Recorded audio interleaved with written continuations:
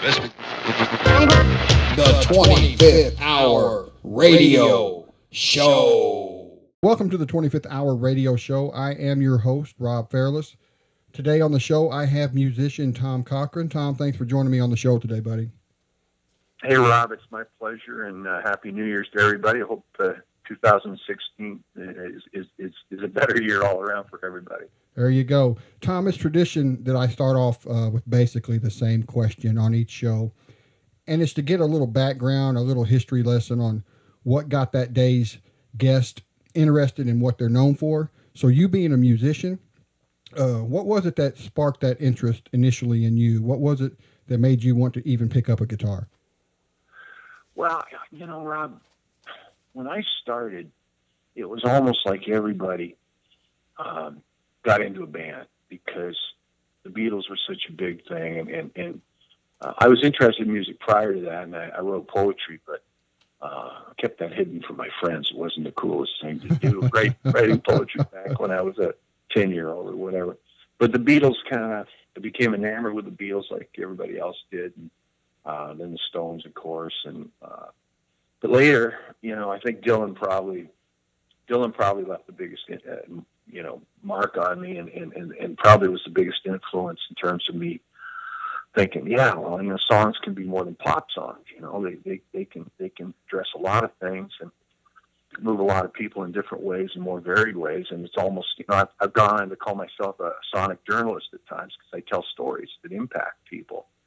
And that's what truly motivates me, is being able to impact people on a very visceral, emotional level with songs and with the stories I tell, and most of them true, and some of them with the names changed to protect the innocent and all that stuff. Yeah. And of course, there's been songs like White Hot, which was me transferring my experience to Arthur Rimbaud and what made him go to the dark side, do what he did, and turn on poetry, because he was a very influential impressionist of poetry at the turn of the last century. And just fascinated me why he'd do what he did in Africa and turn his back on things that were basically good, and that stuff's always fascinated me. What motivates people to change and trade success for some of their values. And, there'd be songs like that. Lunatic Fringe was a response, of course, to some nasty things that were going on back in the early 80s, and people using violence to get their own way, to change the way we think, to turn us against our values out of fear. And unfortunately, in some ways, as wonderfully powerful as the song is, it's still obviously very, very current. And so, I was able to address a lot of those things in songs, and some of them were, as a lot of writers do, we tap on love and human experiences and emotions. I mean, Big League's another example, but a father and his son, and I know a lot of Americans related it to baseball and football. You can relate it to any sport. How we superimpose our dreams on our kids, and for one reason or another, that it doesn't end up happening. And in that case was a case, and in Big League it's specifically about hockey. But it's just wonderful to be able to have the license to write those kind of songs. And so I took my journalistic instincts, my creative writing instincts, and really applied them to songwriting, because it's a craft, and that's worked out for me. I read that in the very beginning. You moved from Canada to LA to pursue your dream of playing music, but it just didn't work out for you. And you moved back to Canada and you started working as a taxi cab driver. Now, I imagine to most of the people that would have been the end of their musical dreams, at least professionally. Did you ever feel that way? Like music just wasn't in the cards for you? I felt frustrated, but and then in the midst of that, I guess prior to going to LA, I did a stint a year at Humber College, which is, a bunch of Berkeley renegades started as teachers, and so that was a really influential think tank. But yeah, I came back. I the songwriting was always important to me. At first, I really enjoyed the cab driving experience because it was somewhat romantic, and I got a lot of stories from people and that would work their way into my songs. But I always felt I was a songwriter. I just didn't. It was rough back then trying to be a songwriter in coffee shops and in pubs by yourself. It was a lonely existence, and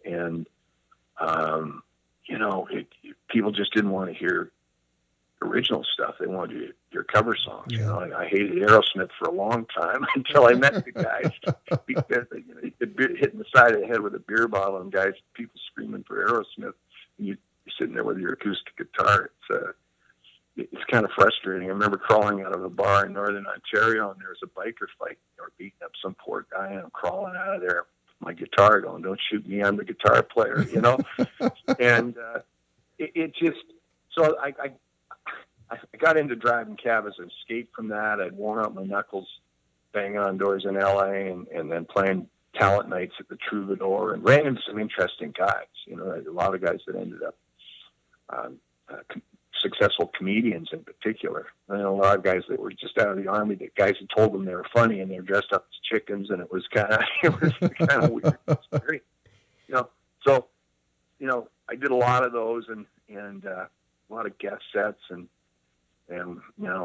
even kind of wash dishes part-time here and there just to, whatever it took, right? Whatever it took you to fulfill your dream. I came home and then I met Red Ryder through a couple of sets of circumstances and joined the band. They were looking for another singer-songwriter, and it was a bit of a tumultuous thing because half the band wanted to be real kind of fusion funk artists, and they really didn't think much of this rootsy songwriting, sort of Dylan Springsteen kind of stuff, and that I was tapping into a lot of the really rootsy stuff and some country rock stuff. So it was a struggle at first with Red Ryder, and I sort of came out to meet the Songwriter, signed the record in 79, I guess, and the first record came out in 80 with White Hot on it, and then the following record, of course, had Lunatic Fringe on it, which was big down there, and became a huge AOR smash in the States. But, that's, from there, you just kind of put one foot ahead of the other, and, you write the record, you produce the record, struggle, you play a lot of bad gigs, even as Red Ryder, we struggled for a while, and before we signed that record deal, we were playing our very last gig, and Ray Daniels from Rush, the manager of Rush, came out, encouraged by an A&R guy from Capitol Records, and they didn't have he said, "You guys need a manager, we can't touch you without a manager," and that was Dean Cameron. So Ray Daniels came out that last show, and he came up to us at the end of the show, and we were going to break up. We were going to disband after that because we couldn't get any more gigs. And he said, and we had a small following, a club following, but nothing big. And he said, "I want to sign you to everything. Forget Capitol. I want to sign you to everything." Well, that's how a lot of guys got signed back then. You had to have sort of a struggle, a grab over the band by 2 or 3 different record companies or people. And of course, Capitol went crazy over that, and they said, "No, we'll get the money. We'll do a demo out of Los Angeles for the American company." So it's ironic because I'd left LA, couldn't get anything happening. We ended up doing this demo, and then we got signed through Capitol US, and in a roundabout way, even though most of Capitol Canada was sort of handling a lot of marketing and stuff like that. So it was an interesting path, and it always seemed like we had one thing or another that would save us and get us through and get me through as an artist to move on to the next step.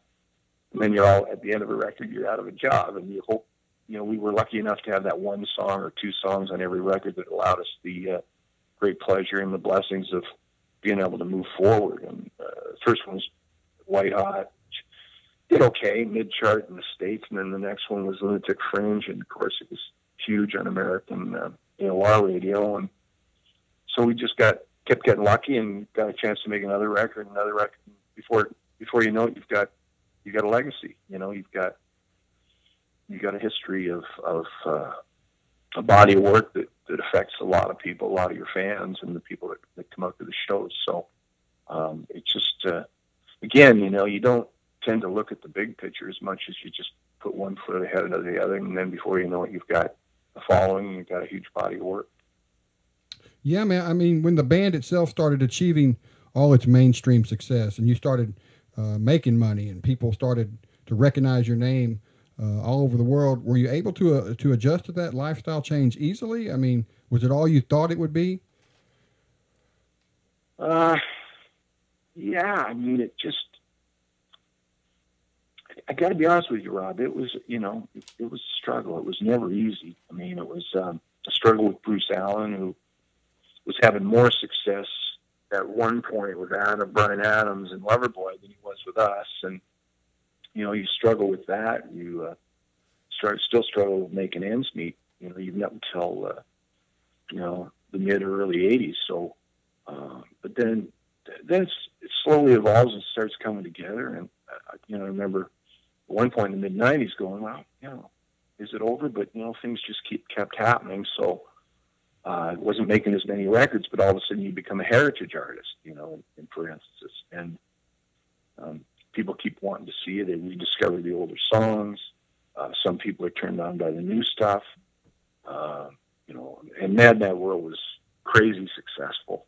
And it was just like this incredible ride that you got on, and you just hang on like you're riding one of those mechanical bulls. And it went on for 3-4 years, solid touring and all that stuff. Mm-hmm. But there's always a price to pay, Do I have regrets?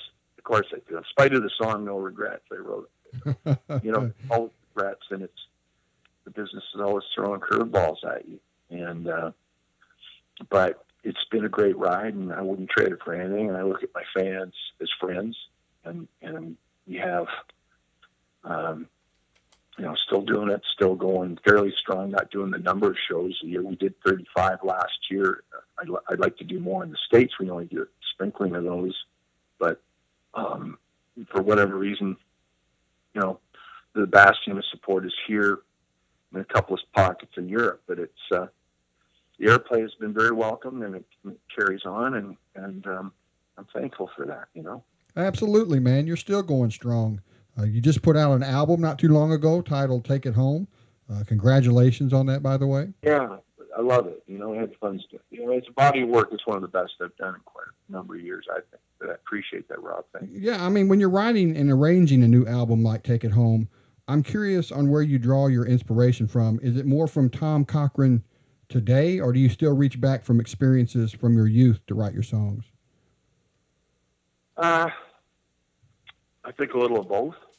There was a lot of unfinished business on that record, and we'd spent a lot of time traveling back and forth to Austin, Texas, and been down there for we'd spend 4 or 5 months down there every year since 2008. We're selling the place down there, which is it's kind of sad because made some good friends down there and really liked it. But a lot of that came from the influences there and some of the artists that I met and that I liked and that had influenced me growing up, because, so many artists from the South, not only people that were sort of a mixture, which is the band, was a mixture of, Lebanon was from the States, but there were Canadians in the band, and they were kind of adopted as a real American roots band, but Americana band.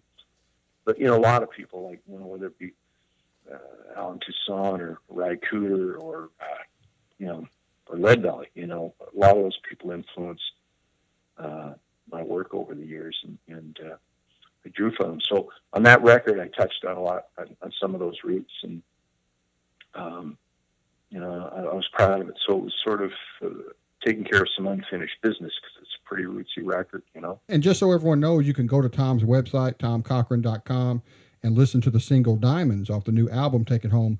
Why did you choose Diamonds to be the song that represented Take It Home on your website, other than it being just a kick-ass song? Well, there's an ironic story. I wrote that. I did a tour mid-90s, an acoustic tour, and my good friend Bill Bell met Tara McLean, who was touring with us, and she later, was in a band called Shay, and they got married and they broke up, and I actually wrote the song for her. And Billy co-produced this record with me, Billy Bell, her ex-husband. He actually, being the mercenary son of a gun he is, said, that's a great song, man. You should try it. So I wrote that for Tara. I wrote that for your ex-wife. And And so we brought it out, we dusted it off. That would have been, over 10 years ago now.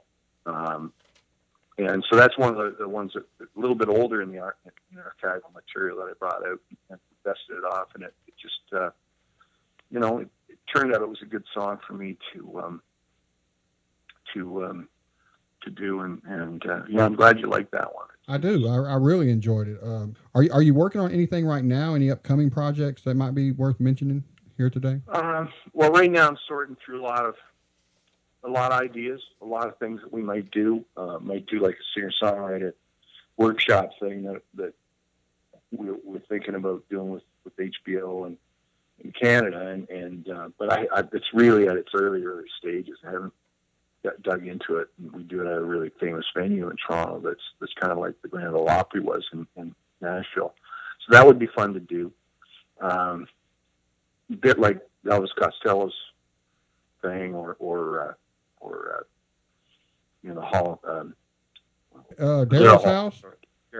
Daryl's house, yeah. Sort of concept, but in a bigger hall. And we're looking at doing something like that. We've got, I got a few other goals in the fire waiting with some other people. Jessica Mitchell toured with us, and she's writing in Nashville right now. I wrote a song with her, so I'm doing some more outside work with other artists. But yeah, I want to do an acoustic record next. Get that out and fulfill my contract with Universal, and then we'll see. Maybe a Mad Mad World 25th anniversary tour or something. Yeah, that would be awesome. Yeah, 25th anniversary of that one. And I think my American pals would be interested in that as well as the Canadian fans. So it'll be so there's a bunch of stuff on the go. Well, and I just want to ask you one more question before we get off here, and that's what do you do, man, when you're not making music? I mean, what's a typical day for you like when you're just trying to get away from it all? Well, it depends, man. I hang out with friends at some cafes. We just did it was always an awesome style barbecue up here at a friend's house, and Gary Craig was on drums, and Colin Linden, who's, I don't know if you know the show Nashville. Yeah. He was sort of leader of the band for Nashville, and we jammed. So that was a lot of fun. We did that the other day. Drank a little wine while we were doing that. Summertime I try to play a little golf. I'm got to be fairly good as an amateur golfer and competed in some amateur events in Texas. I know that about you. That's cool. Yeah. So I did that. Got it down to scratch there for a while, but pretty solid 2 handicap. But so do that a bit and fish a bit. And try to travel when I can, and just always curious about the world. You got to keep those fires burning. We want to make sure everybody goes to Tom Cochrane's website, tomcochrane.com, where you can order the album, take it home. Tom, thanks so much for taking time out on a Sunday to join me on the show. I've always been a big fan of your music, so it's very cool and very much appreciated. I appreciate it, man, and life, love, and happiness to everybody out there, and to you, Rob, and I really appreciate your support and your kind words.